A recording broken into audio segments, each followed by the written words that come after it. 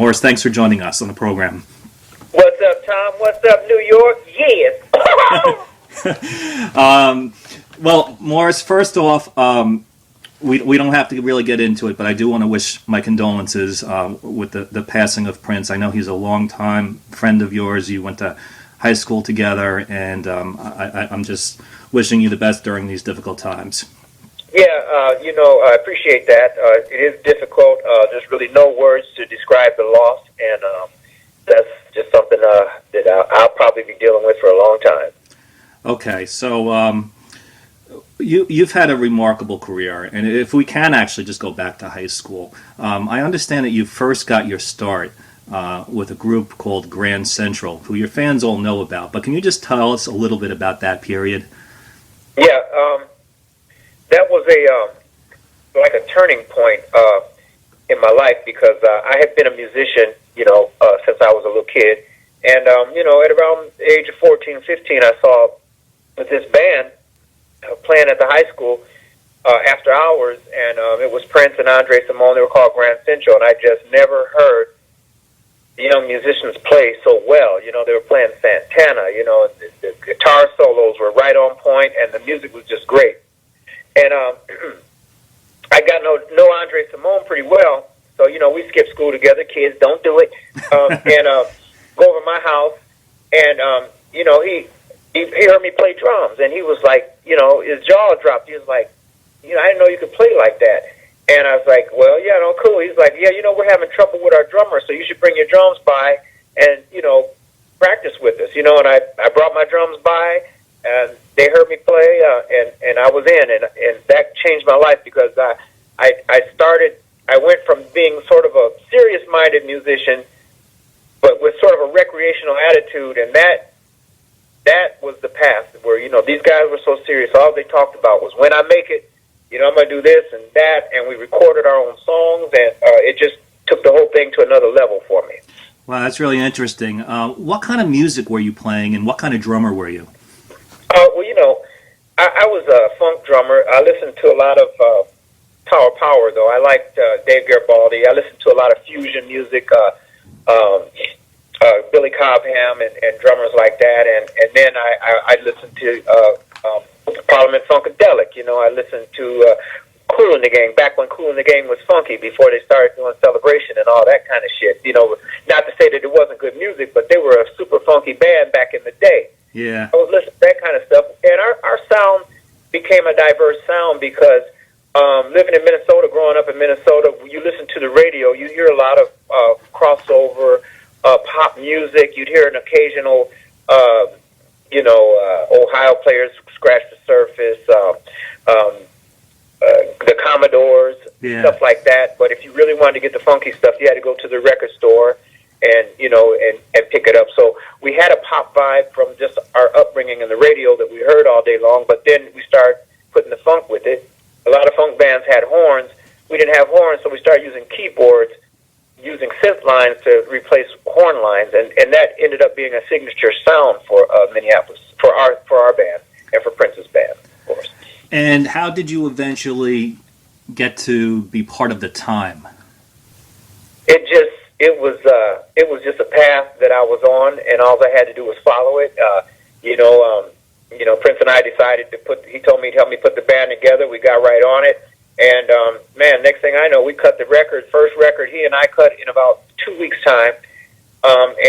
Next thing I know, it was on the desk at Warner Brothers, and they were offering us a deal, and it was just on from there.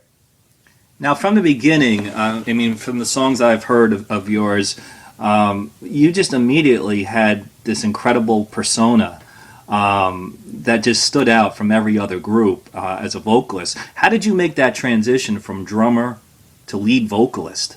Yeah, I still don't know. I was a really shy kid, and the last thing I wanted to do was get out from behind my drums and get in front of the band. But somehow it happened. We used to do a lot of really silly stuff, talk, laugh, and, Prince, we got to get that laugh on the record, man. And, we just started doing the stuff that we did, behind the scenes. We started pushing it forward, and then this whole persona emerged, and, it just kind of came out of nowhere. So that persona from all those time records, was that something that you created, or was that kind of who you were, even though you were a quiet person? It was a little of both. It was created, and then it was, also a lot of the antics was, like I said, stuff we do when the tape wasn't running, and stuff we'd say, and the kind of shit we'd talk when the tape wasn't running. But then we decided to start doing that when the tape was running. Gotcha. So one of the things that really became quite apparent when the Times started putting out records was that you guys were amazing, especially as a live group. And one of the things that like is sort of legendary now is that you would go out on tour with Prince, and sometimes you guys would open up, and it was very competitive. And eventually, that was kind of illustrated in some of the movies you two made together. What was it like in those days when both groups would be playing, and you were both competing for the fans? Well, we had a better band than Prince. Yeah. And that was by design. He basically could have had any musicians that he wanted, but he chose the ones that he chose for his own reasons. And I'm like Papa John's, better ingredients, better pizza, baby. So we could outplay them, except for Prince. I mean, he's top notch musician, but then we guitarist. We had Jesse Johnson who could murder a guitar too.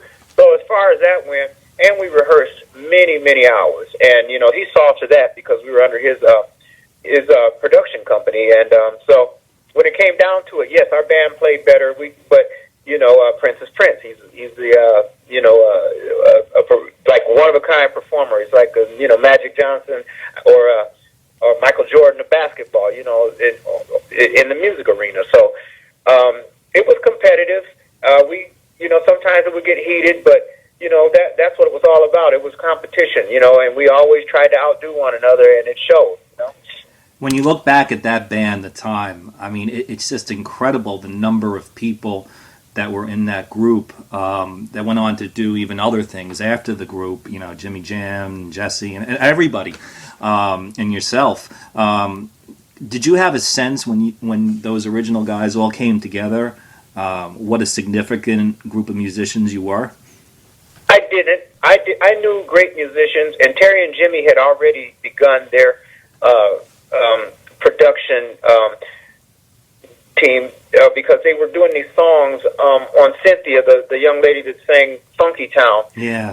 Before that even came out, and I heard the songs, I was like, dude, guys, these are incredible, productions you're doing on her. So, I already knew that they had that ability, and I just knew I had top-notch guys. But no, I didn't. I had no idea that they would be as incredible as they ended up being, or any of us, for that matter. Just like when we did Purple Rain, they said we're going to do a movie. It's like, okay, we're going to do a movie. So they started putting us in dance classes and acting classes, and I was getting kicked out of acting classes because they said I clown too much. And guess what? That's what worked for me in the movie. So, I had no idea that was going to be a blockbuster movie. I just thought we were just doing our thing, I was going to say, you're known as an actor now, but do you remember when you first got the calls to say, Morris, we'd like you to be in a movie? And if you do remember, what was your initial reaction? No, it was more like Prince because, back then we hung out every day.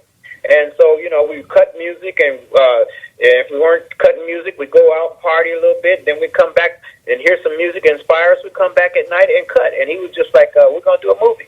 He's like, I'm writing this movie. And I said, okay. And then it got real. We Warner Brothers put a team together, and they started bringing in the director, and he started going over the script, and I said, okay, this is real. So it was just kind of one of those things. That's pretty amazing. One of the things that you're most well known for in that movie, besides incredible musical performances, is your comedy, both you and Jerome.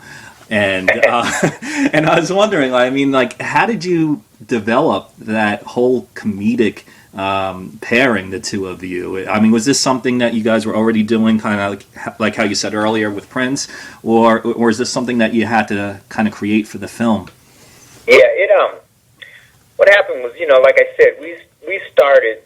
I mean, by then we were out of control. It's like you start laughing and doing your thing, and like I said, we brought it from the behind the scenes to the forefront on tape.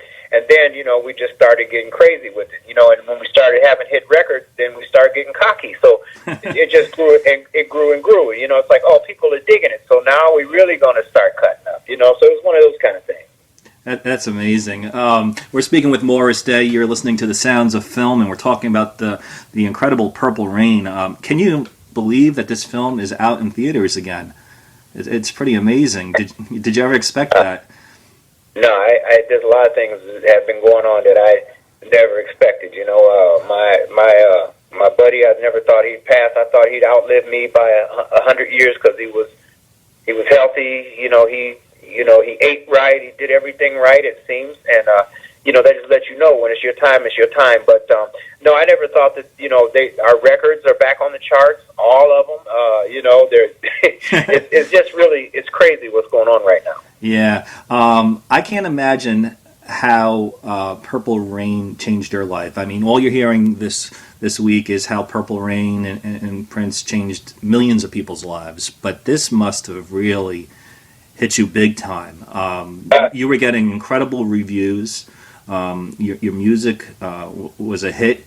How did that movie change you personally? Well, it just really kind of, you kind of lose. I think that's probably when my feet left the ground a little bit. Morris Day became bigger than life then. Life will always deal you a reality check. So, back then it was crazy. People coming left and right. Fast lane. The partying and all of that stuff got out of control. It was. It just really. I kind of went from just somewhat of a famous singer to this movie star / singer. Yeah. It was crazy. Did you expect to get the reaction from Hollywood? I mean, you were already successful in the music business, but then all of a sudden Hollywood started calling you, and it must have been hard, Bottom line, that through that whole process, everybody was calling and offering this and that, and we did deals, and then things started changing, and it didn't really jump off, and I realized through all that I enjoy being a musician, and not so much. I had fun doing Purple Rain. However, it was grueling at times because acting is a grueling gig. I mean, it's glorified, but those people work hard behind the scenes. They get up at ungodly hours. They work long, long days, longer than probably anybody in any other kind of job you can imagine. And it's gratifying, and it pays off in the long run, and if you're a big movie star, you're a big movie star. But I decided and realized that I like music. I'm not a workaholic. I like to have fun, and I like to do my music, so that's what I do now. Yeah. Well, if I can just ask you really quickly, I mean, you did do a number of different projects. You were on television with New Attitude. You were in an Andrew Dice Clay movie a number of years back. You even did a fun part in Kevin Smith's Jay and Silent Bob Strikes Back. Any of these experiences ones that you remember fondly? Oh, I remember all of them. It was cool. Working on Ford Fairlane, and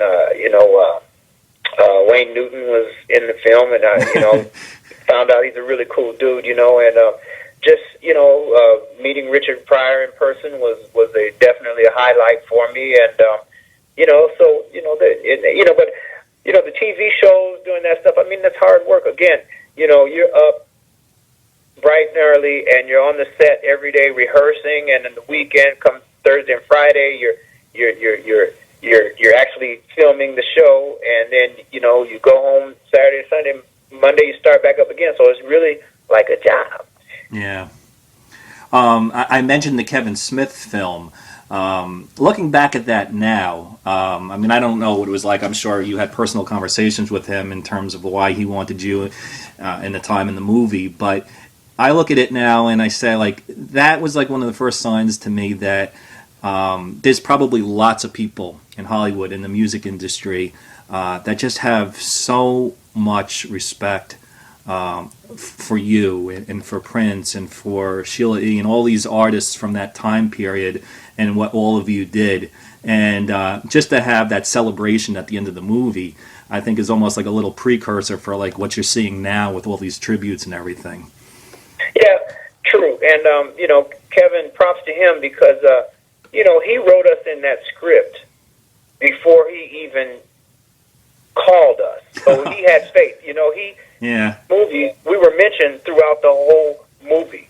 So, like, if it had been one of those things where we couldn't, like, do the movie or chose not to, I mean, he went out on a limb and did that, and, I appreciate and respect him for that, for being that type of fan, and, giving us the opportunity to be, and, that was somewhat career-changing for us, because at the time, my sons were young, and I went from dropping them off at school from being their dad to the kids like, hey, that's Morris Day. Yeah, it's amazing like how, just a new thing appearing in something just even a little bit can change everything for like a new generation. Absolutely. It introduced us to a younger generation. You also appeared in the Prince film Graffiti Bridge, and while that film was not as critically or commercially as successful, for anyone who's a true fan of the time and Prince and so forth, it's essential viewing. And people know the movie inside and out. What is it from that movie that you did like, that you remember about from that time period? I didn't, I didn't feel like that movie was going to measure up to Purple Rain while it was going on. And, that's one of those things that you just have to be honest about. Yeah. Because I thought it was all done on a set. Right. So it didn't have an urban feel. It was very surreal. And of course, that was Prince's vision, and, I couldn't dispute that.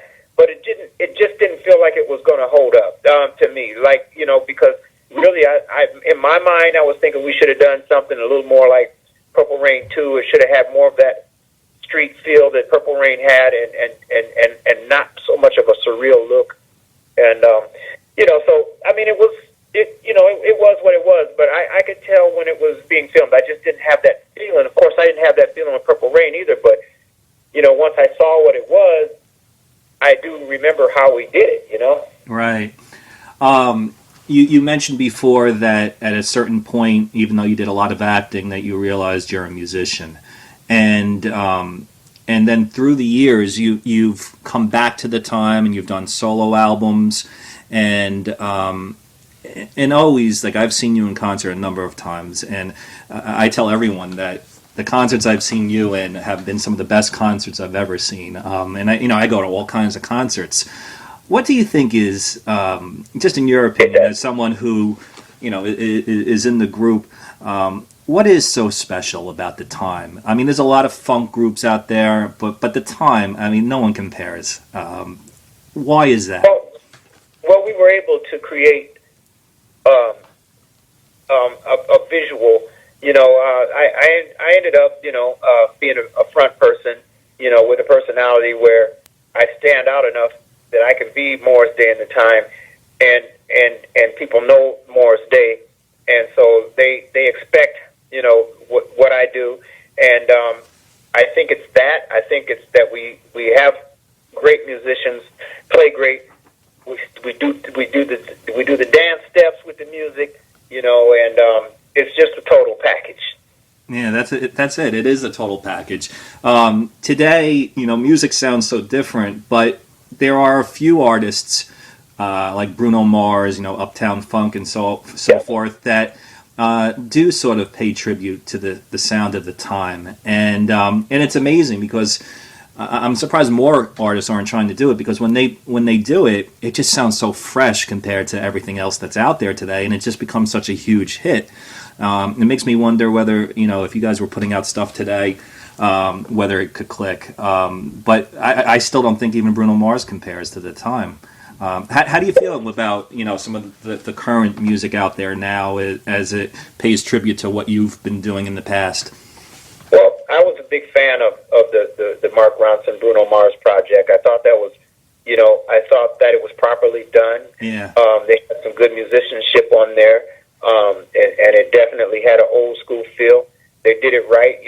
They cut it in Memphis in an old dusty studio there, and it had that sound. Everybody's like, hey, they're doing you. I said, no, it doesn't sound like they're ripping. I get it.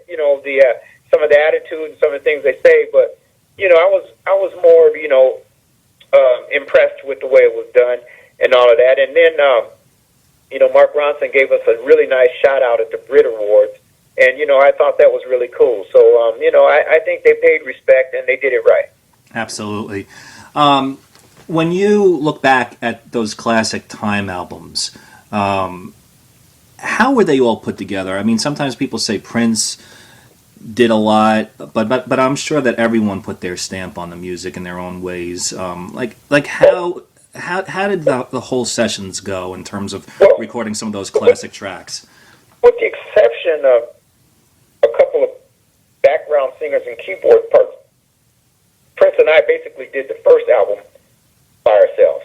I played the drums and did the vocals, and he did most of the instrumentation aside from that. So we really did the first album, the What Time Is It album, ourselves. And then by the time we got to the second album, because we hadn't really put a band together yet, so the band came after the album, and then so by the time we got to the second album, then the guys started playing on the album and doing, everybody started getting, having their parts to play and, a little more involved. Okay. When you perform today, you have so many hits that you can do. Besides the ones from Purple Rain, what are some of the the long, early time cuts that you enjoy playing the most? Besides the Purple Rain stuff. Yeah, we like playing cool. Even fast forward to the Pandemonium album, we like playing Jerk Out. We got nice arrangement. The crowd always gets a kick out of it, and we just all of them, man. We just have a good time. We put it down, and we have a good time doing it, and that's what people walk away with. They're like, you know what, that was a party. Absolutely. And do you get any sense going forward with all these tributes and stuff going on? Is there going to be more of a, maybe you're seeing it already, is there going to be more of a demand for the time to get back out on the road and play even more than you already are? Well, I think so, because, Prince was such a worldwide icon and star that, bands like ours and Sheila, they're the last thing that the fans really have to, hold on to out of that whole circle now.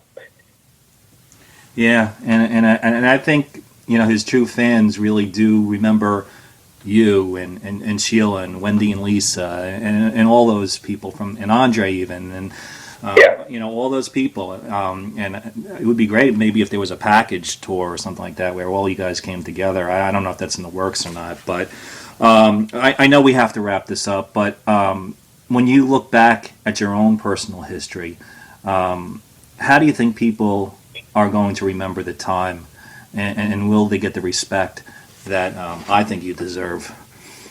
Well, I really feel like it's not over yet. Yeah. We're starting a new chapter here, so we will strike again, and I just want to be remembered as somebody who was able to make you smile. You come, you have a good time. People spend their hard-earned money. They want to enjoy it. They want to party. They want to feel like they was part of it, and that's what we do, and that's how I want to be remembered. And do you ever remember, just one last thing, when Prince and you played on that first album? What did he say to you in the beginning, that he wanted the time to be? I don't even think we had a name for it yet. the first name of the band was The Nerve, and that's what was on the sleeve when we did the test. Wow. Well, yeah, when we did the test album, and so the name didn't come about until after the album was maybe weeks after it was finished. Okay. And did you realize after you guys were recording that you had something special? Oh yeah, I thought it was. And it's funny. I played for a few people and didn't. Some people react. Some people I didn't really get much of a reaction. Because sometimes you hear music for the first time and it doesn't hit you. It's like Prince played. We were on the set of Purple Rain. He played When Doves Cry for me. I got out the car and told him next time play something funky for me. I slammed the door. Well, next thing I know, it was one of the biggest hits on radio. So you don't always get it the first listen. Yeah. Sometimes it takes 2 or 3 or 4 to really hit. But I always felt like the first record was a special record. Yeah. Well, one of the things I love about the time is that you guys have these long, like 8-minute tracks, and just the whole structure of the song is different. How the beginning part of the song, you establish a groove, and sometimes it's kind of even almost like a mellow kind of funk. But then at a certain point there's going to be guitar soloing, and then you're going to have the chanting back and forth at the end, and it's a whole different structure where by the end you just kind of anticipate this building, this momentum that kind of just increases, a frenziness, and it's unlike any other group. Just something about the songs themselves, your vocals, everything, the whole combination, the whole package.